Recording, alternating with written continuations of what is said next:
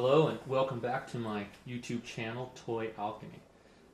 Today I'm going to be unboxing the Crossbone Gundam X1.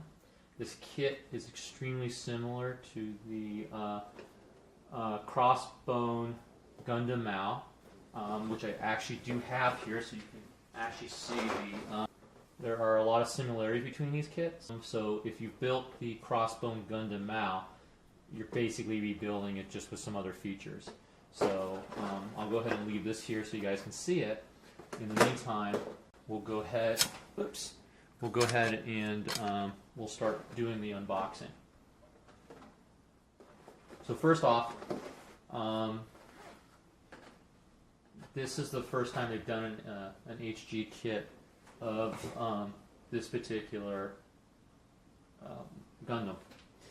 It has been done in the master grade, and they've also done the X2 and the X3 and the version cop. So a lot of times, I don't know how many of you guys have seen unboxing before, but usually people do it and just show you the plastic. So for those of you who are beginners, the newer models now are much more articulated than the older HGs of even a few years ago. And my belief is it's because of the advancements in 3D printing. So what we have here now is we have all the runners. So what I'm going to do is I'm going to go ahead and find my scissors. Oh, here they are. And I'm going to go ahead and open this so I can show you all the runners.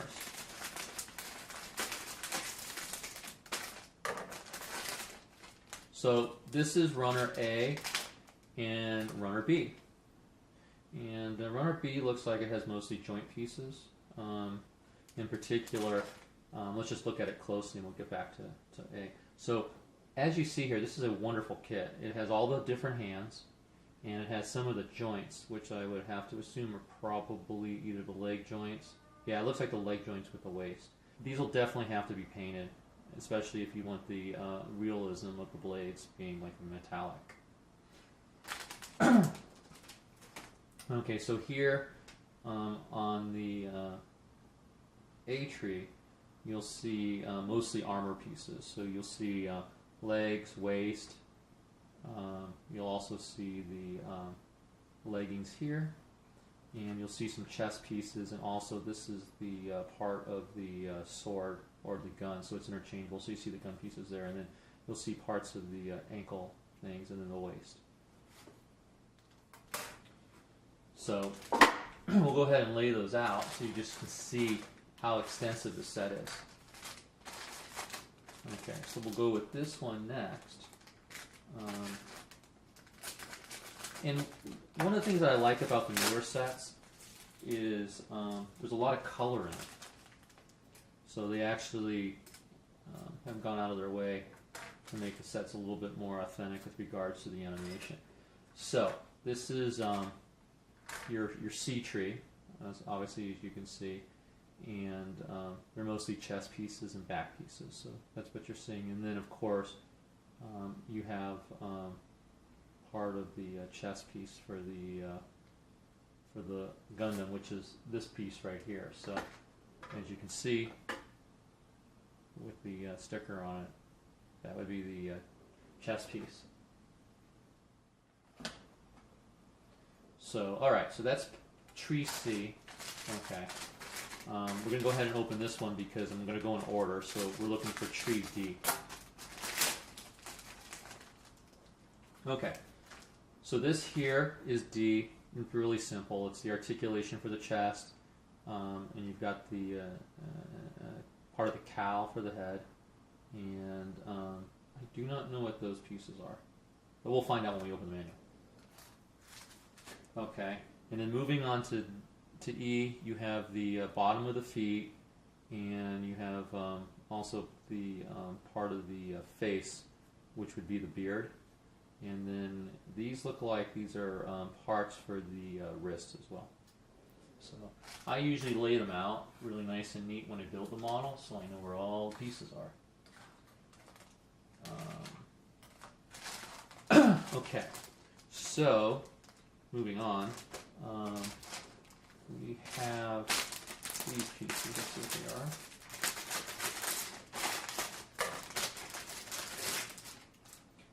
Okay, so here is F.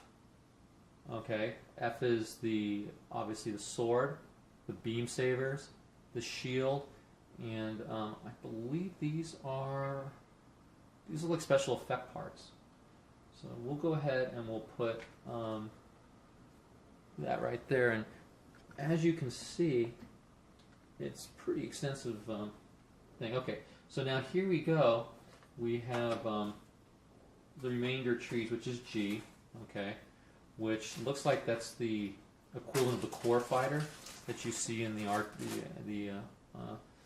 RX2s. You have the waist part here, front and back, and then you have the boosters parts for the ship. Part of them are right here. Okay, and that's the G1. Okay. Whoops. Dropped it. Okay.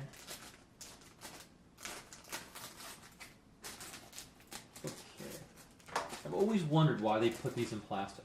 Okay, so here we go. So just to show you, there's a G1 and a matching G2, and the reason is, if you look at it, it's basically just this part of the plate, obviously. So when you look at it, just think of it that way.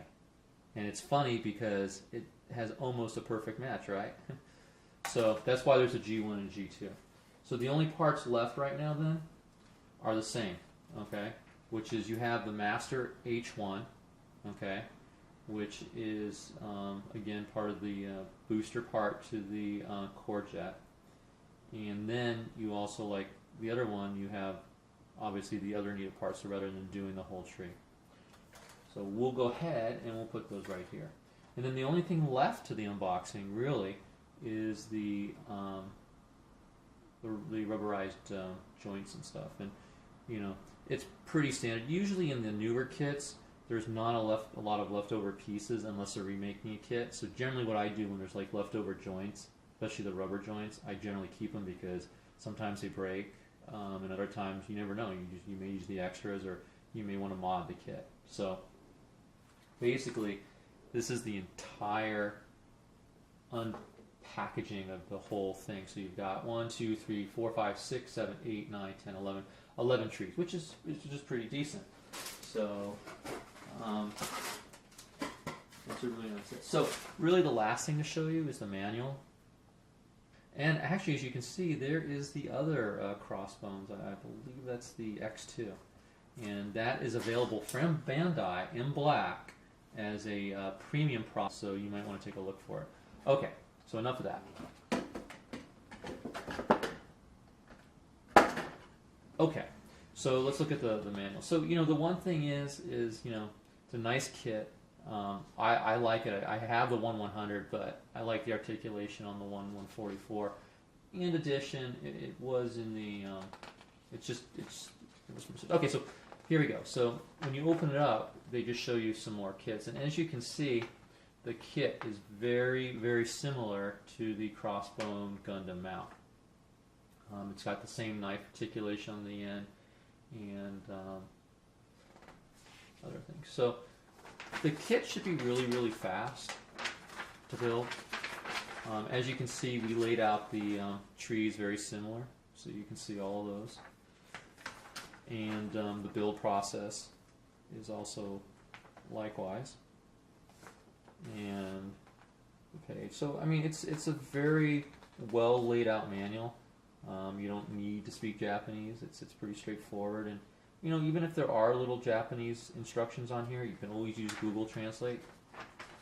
And I like, and on the back, definitely I would get the stand for it, because you can get the really articulated pose that you can't get with it just standing up, and you know, that's just me. And you can see the difference in the detail of the head and also the chest piece.